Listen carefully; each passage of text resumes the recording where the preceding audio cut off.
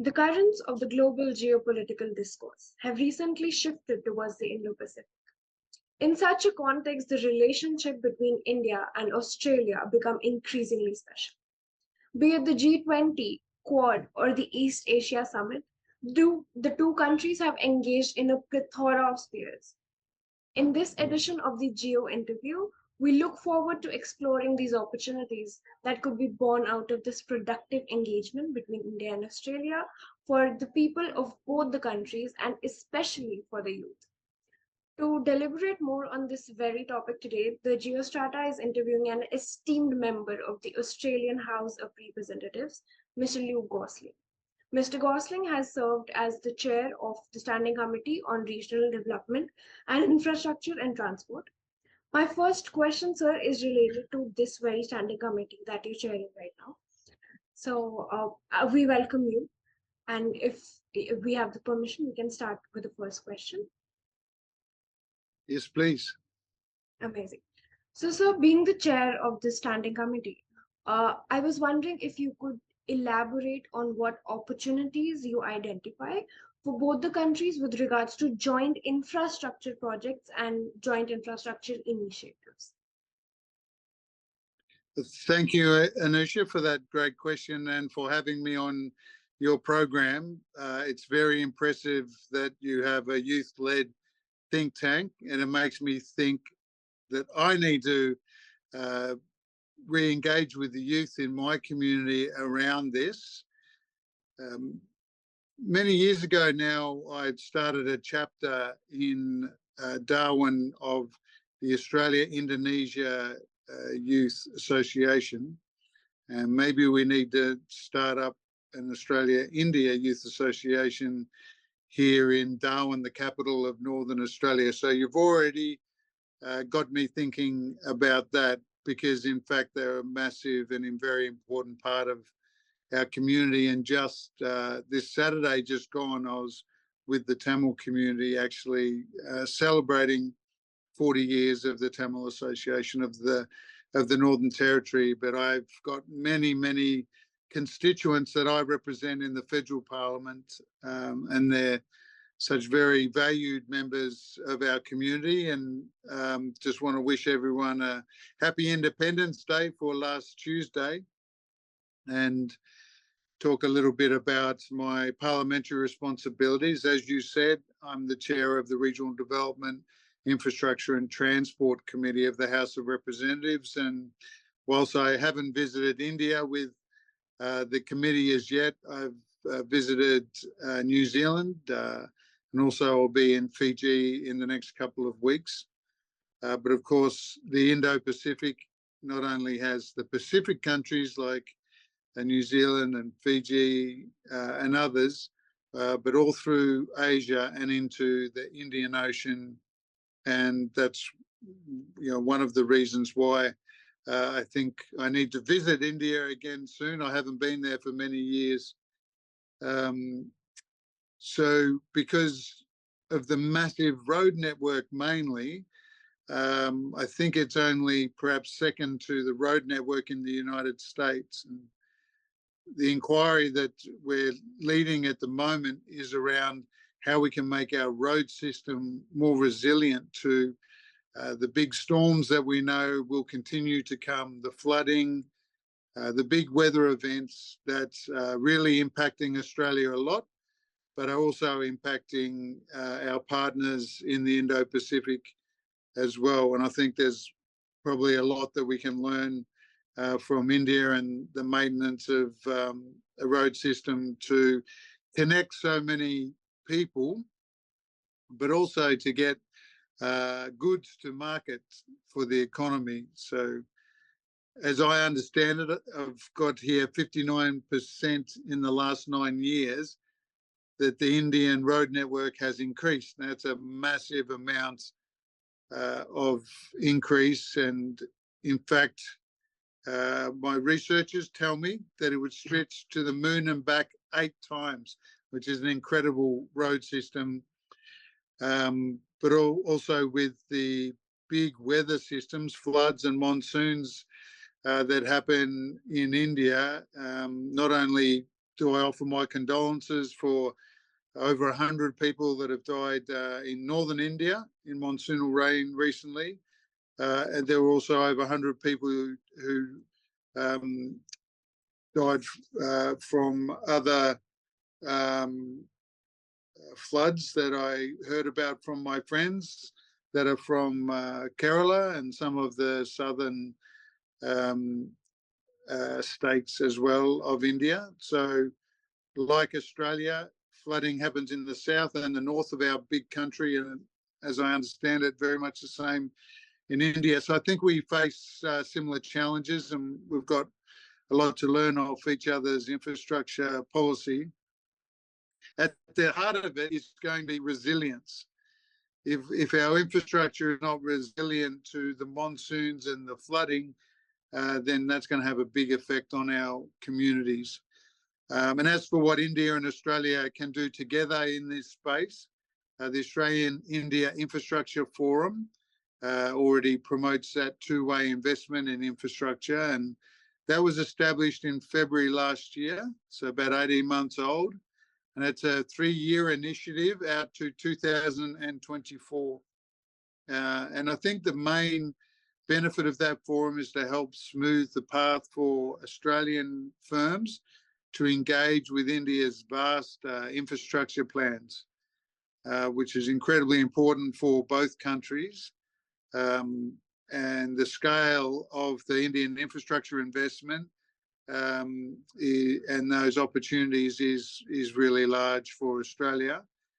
According to the Global Infrastructure Hub, the total infrastructure investment over the past 5 years in India has actually topped 330 billion, that's with a B, US dollars, which is huge. So, in fact, one of the key areas of focus for that first forum was on road construction. So that's a conversation that I look forward to advancing as the committee chair.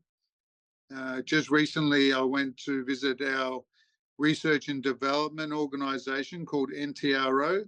That's the National Transport Roads Organisation, and in their laboratories there, they're coming up with new and improved and more resilient seals for the roads to make them more resistant and to keep the water out, because as we know, when water gets into the road foundation, into the road pavement, that's when our roads start falling apart. So I think there's major opportunities for Australia to invest in transport infrastructure in India, and we can contribute some expertise in port logistics, for example, in infrastructure financing, road safety, heavy haul transportation. Nowadays, a lot of the trucks that take the products to market are getting heavier and heavier, and as more of them become electric vehicles or hydrogen vehicles, they'll be heavier again.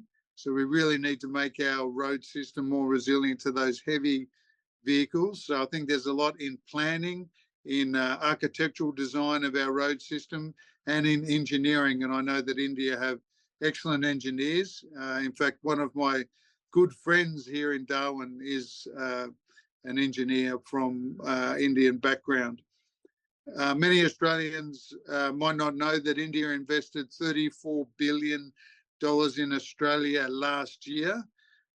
So there's major investment opportunities in Australia's own infrastructure, including in that renewable energy sector and critical minerals. So the mining of critical minerals that are so important for electric vehicles, but that renewable energy sector and hydrogen production that will be so important and vital for the future, as well as we have more hydrogen vehicles on our roads, but also using hydrogen as a fuel in the maritime transport sector as well. And I heard, because I thought that Northern Territory was going to have the biggest solar farm in the world, a project called Sun Cable. Imagine 30 kilometres by 30 kilometres of solar panels. But I heard that maybe there's going to be an even bigger one in India, but maybe you can tell me about that. Sure, sir, of course. And I think resilience, while being at the heart of this project or any infrastructure project, the both countries do have a lot to learn from each other. So I guess our future relationships in this sector would especially be influenced by, learning from each other's mistakes or advances, or and basically building a very strong and resilient joint infrastructure. So you talked about the Tamil Association and about a new maybe Australia India Youth Association, which are amazing ideas. And holding on to this point, I would like to pose my next question, which relates to the cultural and educational exchanges between the two countries. So, for international relations, cultural and educational exchanges have been a sort of a very important pillar. So I would like to know from you what steps can be taken to enhance people-to-people ties between Australia and India, because government-to-government ties, while being important, people-to-people ties sort of set the base for a futuristic and a very, a long-term good relationship. So can you elaborate on that, please? No, thank you. And people-to-people ties, cultural ties are incredibly important. And in my working life, which began in the Australian Defence Force, in the Army, and working with Indonesia and Timor-Leste, some people might know that as East Timor, but also into the Pacific in PNG as well. My work in those countries, whether it be in the military or working even for the president of East Timor at one point, and running an NGO or a not-for-profit, but also working in defence cooperation has taught me that it's so important. But also sport, I think, is very important. It's one of those things that tie us together. And in rugby, for example, in the Pacific, they very much like that. And maybe some of your listeners would have seen the Women's World Cup soccer or football, which was fantastic. We're very proud of our Matildas who come forth in the World Cup, and we're very proud to host that event. But one of the greatest sporting sights is, for me, is really watching Patrick Cummins. Patrick Cummins bowling to King Kohli. That is the best. Doesn't get much better than that. With the Cricket World Cup coming up in October, that's going to be another example of bringing people together through our shared links. And I love that link that we have through cricket between our two countries. And I think the bridge that's formed between our two countries, with now the most populous diaspora community in Australia, used to be China, but now there's more Indians that were born in India, or Indians or Australians of Indian heritage than any other country. So we're really happy and proud about that, especially where I live. I think that's an incredible story that we've got to tell. Some people say, as I said, that it's not only very, very large, just around the same as China. I think maybe just has gone past China, but certainly the fastest growing. In the 2021 census, where we map out the population, it was 2.6% of the Australian population. And for a bit of context, if 2.6% of the Indian population claimed that they had Australian ancestry, then that would be 37 million people. Just to give your listeners some understanding of how big a percentage that is. 2.6%. Punjabi is our fastest growing language, and Hindi is always in the top 10 of those languages, top 10 languages that are spoken at home. So that is really significant as well. And when it comes to skilled migrants to keep our economy growing, India is the largest source of skilled migrants, like engineers and the people who are involved in infrastructure that we have in our country. But it is also the largest source of international students. So we're working together, our two countries, to tap the potential that these incredibly deep human connections can bring to our relationship, not only in terms of being security partners for an open, free and fair Indo-Pacific, but also to grow our economies. And your economy is massive. So Australia, we're a big country with a smaller population, but with India's help, we're growing our economy a lot. You may have seen that back in May, Prime Minister Albanese and Prime Minister Modi signed the Migration and Mobility Partnership Agreement.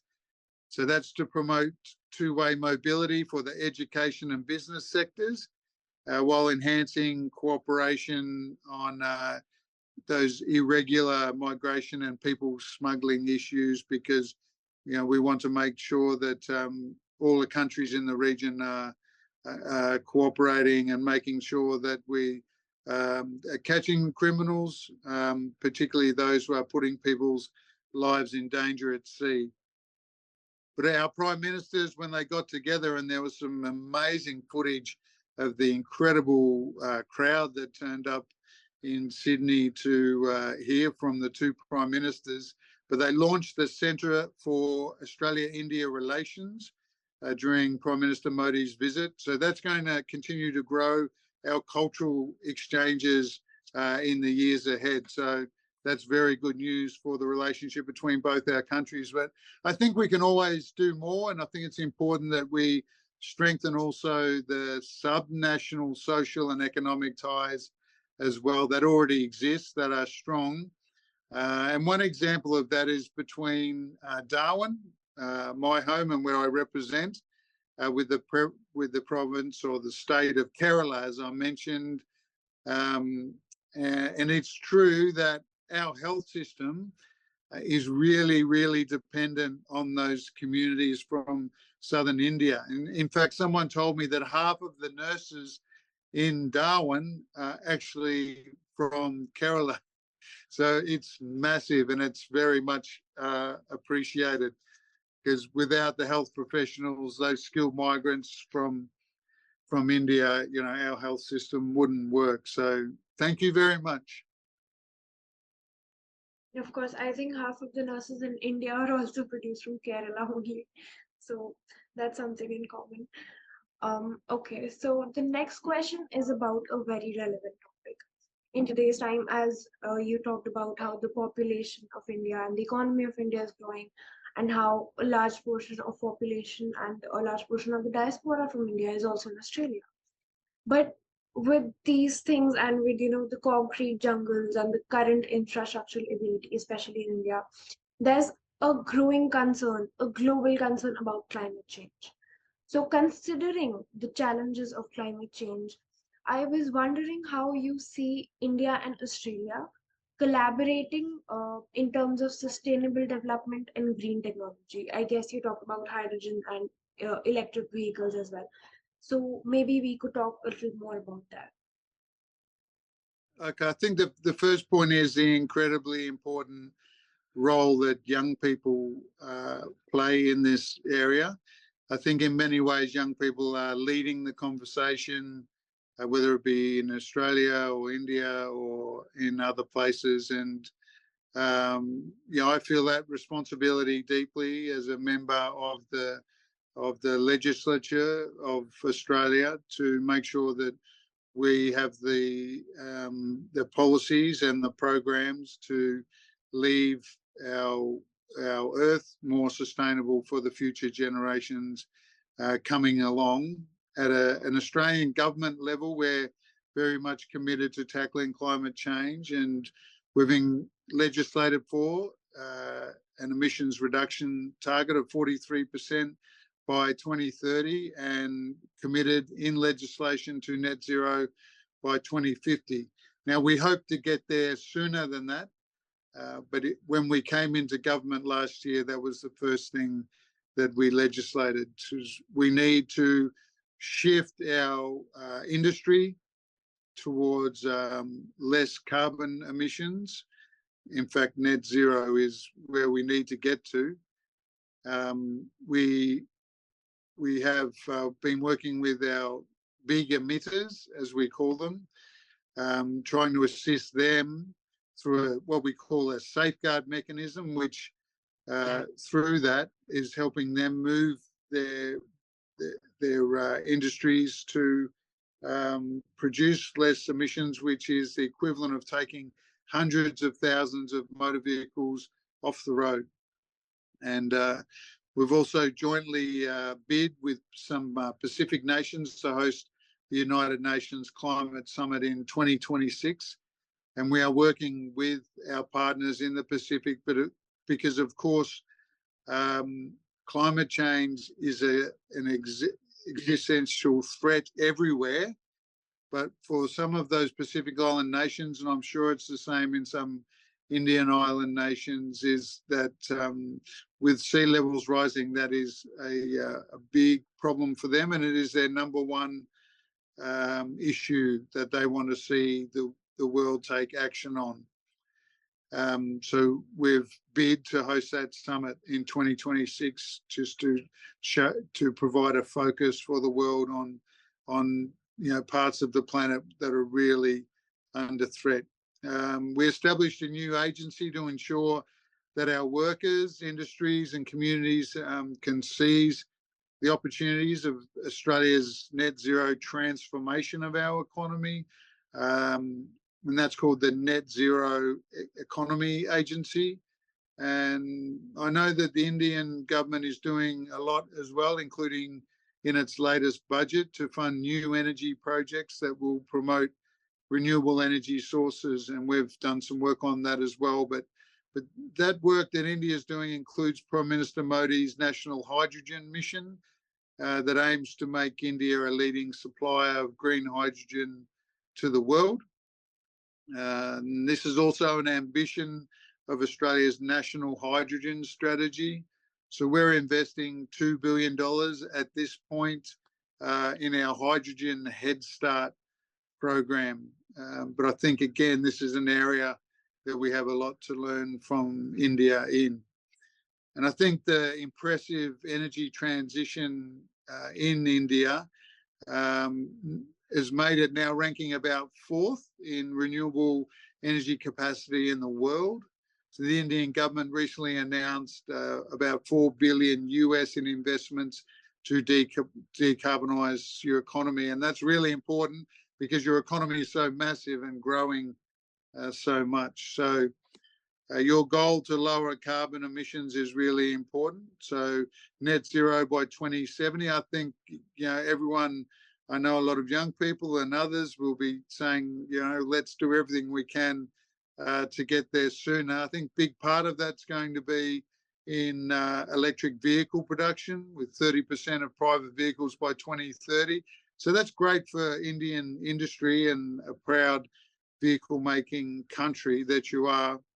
But I think it can also present some great opportunities for Australia, and that's particularly in our critical minerals sector, because those minerals are so important in making the batteries for the electric vehicles. And there's some examples here in the Northern Territory, just outside Alice Springs, which is kind of in the centre of our nation, but is part of the Northern Territory. There's a Nolan's rare earth mine. They're outside Alice Springs, and they'll be mining a lot of the minerals, these rare earths that we need for a renewable energy future.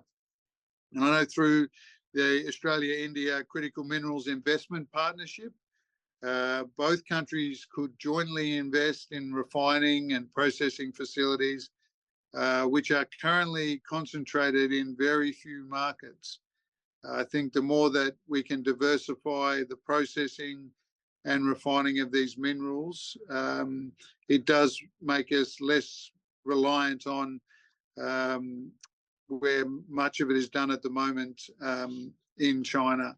And I think that's good for us to diversify diversify those elements of our economy, because we need that flexibility for the future.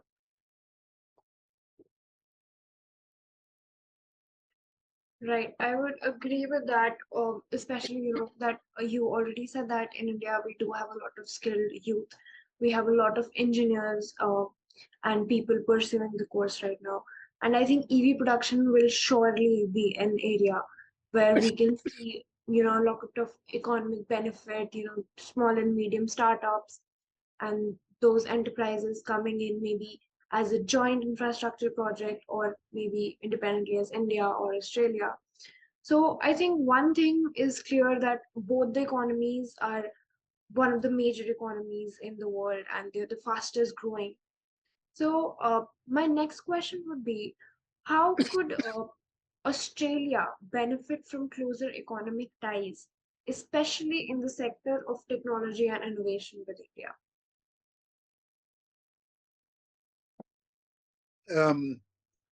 It was interesting, that last point you made about the startups. When I was elected, I began a program called Ideas Fest, and that was to get entrepreneurs and young people, old people with ideas that needed some support to come together to pitch their idea, and then to get legal support or advice, to get some marketing advice, and to develop their idea. And one of those Ideas Fest that I ran was India Ideas Fest. I ran that, before COVID, a few years ago now. Excuse me. But the idea was to really learn from the opportunities in India, and particularly in IT and tech, and to help people with ideas to grow those ideas. So we're really proud to have done several Ideas Fest events, and the one around our relationship with India was probably the best, because we also looked at agriculture and every part of the economy where technology can lead to improvements. Because it was really acknowledging that India is going to be an economic powerhouse for a long time to come. It's even expected to take over from Japan and Germany and even the US. Some people say by 2075 that India will become the second largest economy in the world. So Australia wants to sort of be a part of that into the future. I think what's really impressive too is that, sorry, I've just been down in the south of Australia and it's winter there. So I've just got this little cough. That's trying to get where I'm from up here in the Northern Territory, it's nice and warm. But there's been incredible growth. I mentioned that work I did in Timor-Leste, East Timor, to help people living in poverty. Just a small not-for-profit group helping local communities. And it's a real credit to India that there's been 415 million people lifted out of poverty. So I just, really think managing to electrify so many homes, and the growth in investment opportunities are there for smaller companies, startup companies, through to larger companies that employ a lot more people. But I don't think there's any market that offers so much growth opportunity for Australian businesses than in India. At the moment, it's our sixth largest trading partner, but I think two-way trade in goods and services was valued at 46 billion, but there's obviously a lot more scope to do more. So we have an Indian economic strategy in Australia that could grow to around 45 billion, we think. The exports to India were worth 34 billion. We think we can increase that to 45 billion. And if that can help not only help people have a better standard of living, but it can help grow the Indian community, then that's a win, I think, for us. There's going to be an increase in Australian investment in India also, but I think it's in that high tech, that technology area where there's going to be a lot of opportunities, and that's quantum. And I think when you ask about opportunities in tech and innovation, I think your world-class IT sector, with a massive workforce of about 5 million, and just if there's anyone who understands Australia listening to this, that's the whole population of Queensland, which is our third biggest state.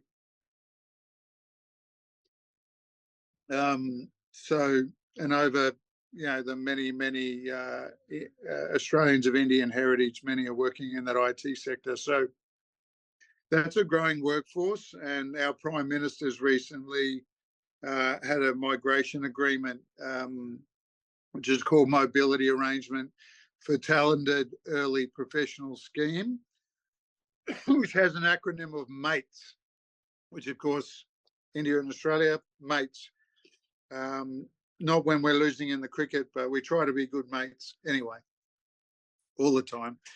But that's going to allow about 3,000 of India's top graduates in IT, in AI, artificial intelligence, mining, and fintech, engineering, agri-tech, as I mentioned before, green energy work, to stay in Australia for another 2 years.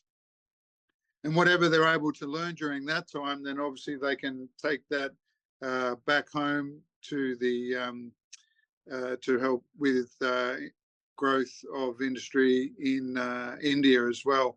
And we're still negotiating a free trade agreement as well, so we can build on that deal, the MATES deal.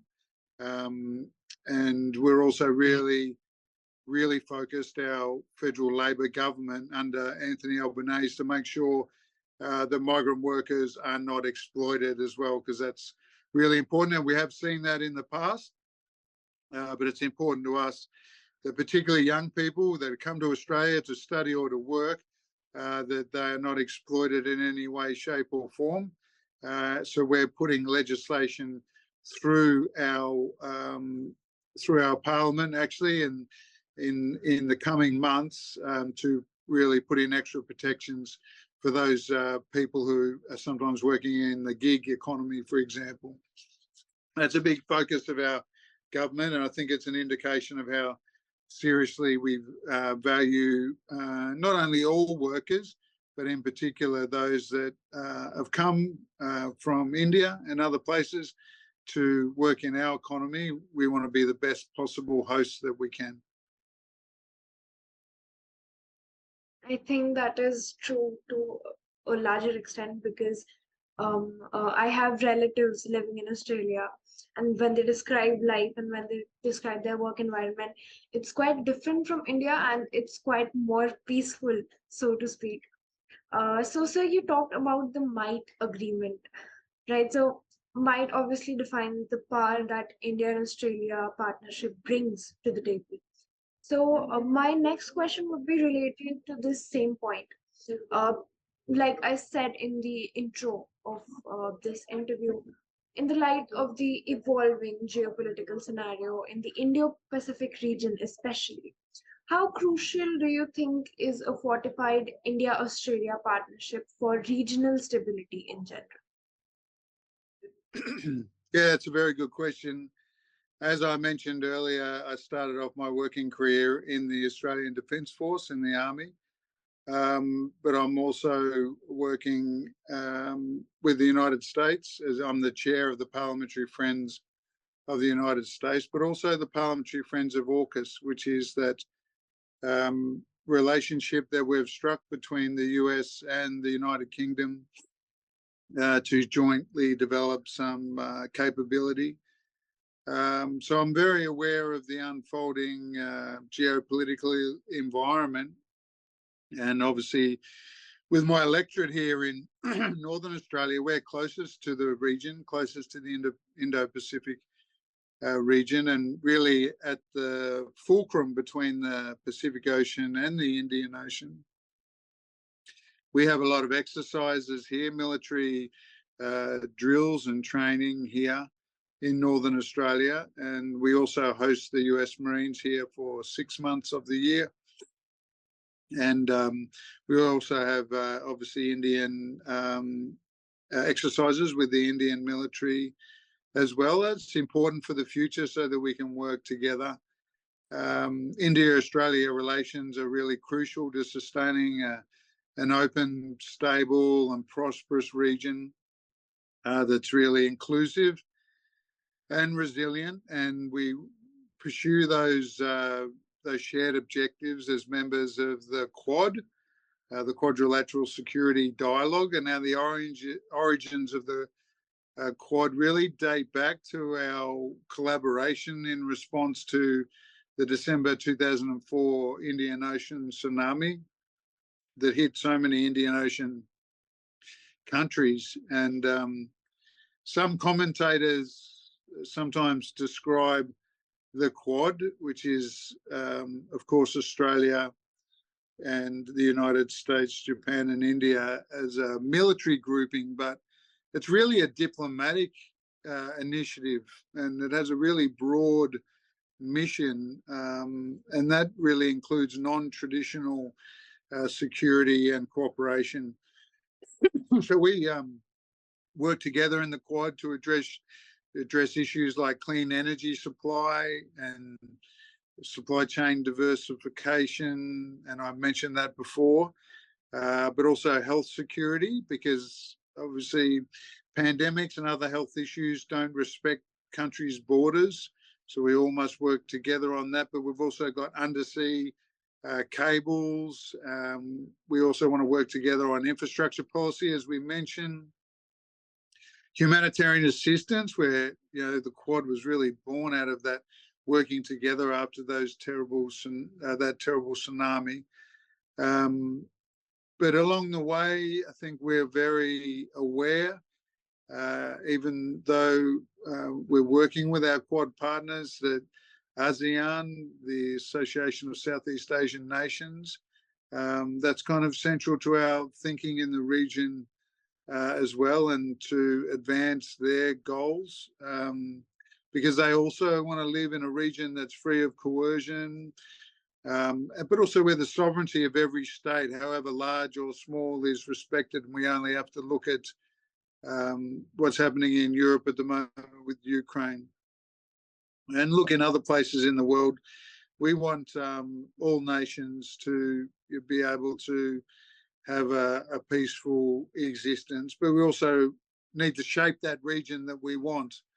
We all want peace, but we also need to be able to be firm about having a region that is free, which is important for our trade as well as human rights. So ASEAN is important to us, but on the defence side of things, so if the Quad's a diplomatic and a cooperative grouping, there is a good defence relationship that is directly about defence, and that is a comprehensive strategic partnership that we established in 2020, so a few years ago now. And there's also the Mutual Logistics Support Agreement of 2021. So, as well as a regular pattern of defence exercises between our two countries and aligned strategic dialogues and objectives, we also have training exchanges. In fact, there's been members of the Australian Defence Force training in India and vice versa, Indian military officers training in Australia for many, many decades. And I think it's really important for those people and cultural links, but it's also really important because by working alongside each other and that bilateral relationship becoming stronger, then it means we'll be able to operate more closely and more effectively together to enhance our collective security. And for the first time this year, in fact, the Australian Defence Force participated in Exercise Malabar, which is a joint training initiative with India, the US and Japan. So even though we regularly exercise together during exercise Austrahind, think that pronunciation's right, and Ausindex. And they're bilateral exercises between the Australian and Indian Army and Navy. But we also have maritime patrol aircraft that deploy across that massive expanse of Indian Ocean, which is really important to, as I said, make sure that we're aware of any criminal activity that's happening in the Indian Ocean, but we can work together when it comes to natural disasters and work together to help our people. In the Northern Territory where I'm from, we've hosted Indian Armed Forces, and I love seeing India here, whether it's for exercise Pitch Black with the jets or any other time we can work together. It was wonderful to see India observing the exercise Talisman Sabre that happened across Northern Australia this year. And according to some of the Indian officials that were there, they said they were keen to participate in 2025 in the next Talisman Sabre. So that's great. I think we have some common backgrounds and understandings, and that camaraderie, is based on our common wartime service. A lot of people don't understand there was about 16,000 Indian troops in the trenches of Gallipoli, which is where Australia was really born as an independent nation from the Commonwealth.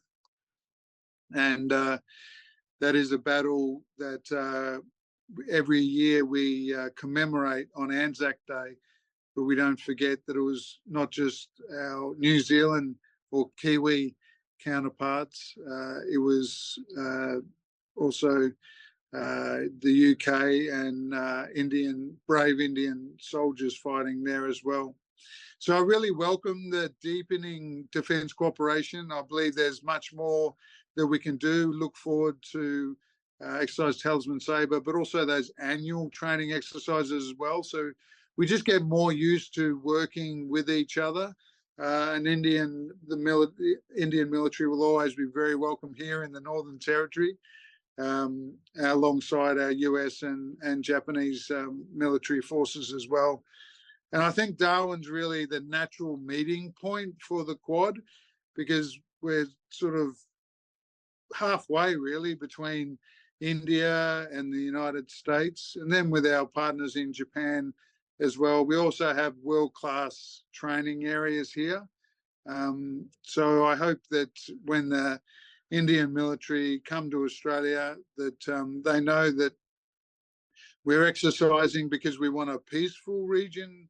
We want a future where we can help each other in times of natural disaster, and where we can really work closely and effectively together because we're mates and we're training together, so that if we're needed, and hopefully we aren't, then we can work together for the benefit of our countries and for our region too. Right, sir. Recently, I've seen India and Australia not only in groups like Quad or Malabar. I think there is also a naval guidance agreement coming up, and they've been interacting a lot in terms of maritime relations, be it trade, be it defense. So I think that is one area that will make the partnership stronger than it already is.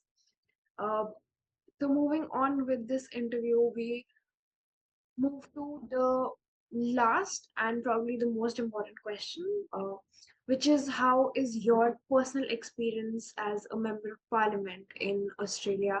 And of course, a lot of our audience is the youth, right? We're a youth-led think tank.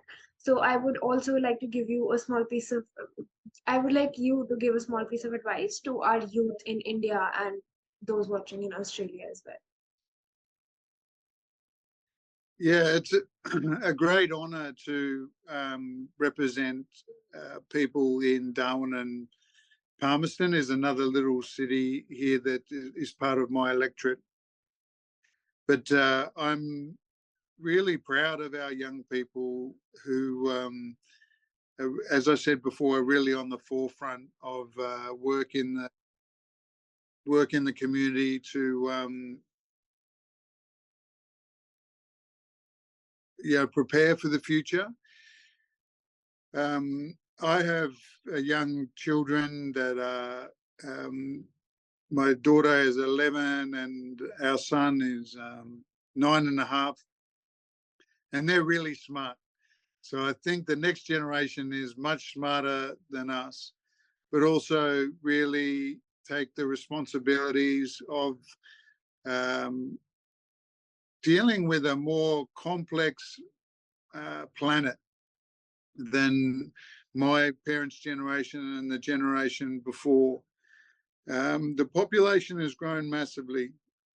So part of our challenge is to work out how we can make good decisions for the future that make our economy sustainable for the future.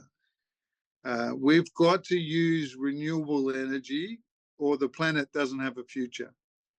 So we need to start moving towards that as quickly as we can, but we need to take industry with us. That's going to take really smart young people with good minds that can think outside the box. And that's why I'm so inspired really by your think tank, is because you're able to tap into the ideas of the youth and present them to decision makers so that they can make better decisions. In our parliament, we have some very young parliamentarians and some very old parliamentarians. I think it's good to have young people in politics. Unfortunately, many people in society, because of various scandals or the way they see the political fighting that can happen sometimes, and I hope they don't lose faith in the ability of politics to make a difference. We need young people in politics. I'm not saying into my political party, although I think that is the best chance of the future. But of course, that's why I'm a member of our Labor Party, because I think we can make sure that people don't get left behind as we transform our economy into the future. With AI, for example, there's many challenges in AI. How can we make sure that AI is used ethically and is not used for bad purposes? How can we make sure that the transformations in workplaces with AI don't leave people unemployed? How do we make sure that we transition to renewable energy in a quick way, but also support those countries that have depended on, for example, mining coal, that have depended on fossil fuel industries for their livelihoods? How can we help to transform their economies so that those children and young people in those economies can still see a future? How can we transform our agriculture so that we can feed the world? And I know that's a very important issue for India, because you've got a huge population. Luckily, you've got a beautiful big country that is able to support a lot of food being grown. But how can we do that using the best technology so that we keep our rivers clean and our oceans clean? How can we cut out plastics? How can we create more of a circular economy so that we are continually recycling products and not making new ones all the time? One quick way that we can make our road system, just now, if I can mention it, is that using old car tires and truck tires and recycling them through machines that create crumbed rubber, so small pieces of rubber that when you put that into the bitumen seal for a road, it makes it last a lot longer and it makes it more waterproof. So that's just one idea about how through innovation we can continue to use materials and not just put them all in the ground, or not just let them all wash out to sea, where we know that there's just so much rubbish and plastic out in the oceans killing our marine life. We've got to use less plastics. We've got to have more biodegradable material, and we've got to start cooling the planet. And we can do that with the young people, and we can do that with young people in the science laboratory, but we need to do that with young people going into politics and getting their supporters behind them to make a difference, to create a fairer world, but a cleaner world and a more sustainable world for the future. And I can guarantee one thing is that Australia and India will be joint partners in those efforts into the future. And I'm really inspired by hearing about your youth-led group. And I'm seriously looking at getting together some people again. It's been about 4 years since I ran a startup ideas fest event with and for the Indian community. And it's a good reminder today talking to you that I should do another consultation and see how we can continue to work together, not only on those people-to-people links, but on those pathways for education and employment. Right. So I think that this advice in making a sustainable economy, and especially having the youth in politics, is something that I will personally take very seriously, being a political science student. And I think this is something that will surely inspire every person watching this video.